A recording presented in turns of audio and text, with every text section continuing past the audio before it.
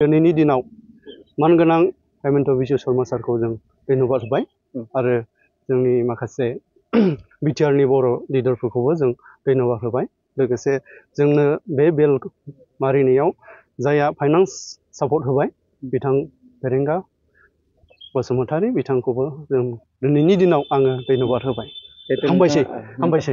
नोंथाङा जिहेतु बर' हारिनि थाखाय गोलाव सम जिहेतु जेल जानांबाय गैया आं न'आव थांनोसै दा आरो जों गोजोननाय मोनदों गोबां गोजोननाय मोनदों मानो होनब्ला दिनैहाय जोङो 10 बोसोर 6 माह जानानै जों माने बाहेरायाव फैनो मोनबाय बिनि थाखाय गोजोननाय मोनबाय। बेसेबां बोसोर थानांगौ? 10 बोसोर 6 माह 7 दिन जाबाय दिनैसिमाव। नोंथांमोननि दिनै साबेसे गखो?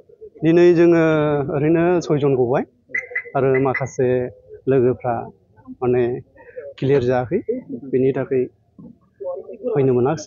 बिसोरो बावैसोनि उनाव फैनो मोनगोन आसा खालामदों आरो लोगोसे दिनैहाय जोंनि थाखाय जाय बिथांमोना बेबायदि गावनि मेंनो रोङि देहाखौ बावनानै जोंखौहाय उदां खालामनो थाखाय होसो बेबायदिनो सेन्ट्रेल गभर्नमेन्ट आरो स्टेट गभर्नमेन्ट आरो बिटिआर गभर्नमेन्टआव खाख्रुब ना बिसोरो जोंनि थाखाय नाजाबाय आरो दिनै साक्सेस जाबाय आरो बेबायदिनो दिनैनि दिनाव मानगोनां हेमन्त बिश्व शर्मा सारखौ जों धन्यबाद होबाय आरो जोंनि माखासे बिटिआरनि बर' लिडारफोरखौबो जों धन्यबाद होबाय।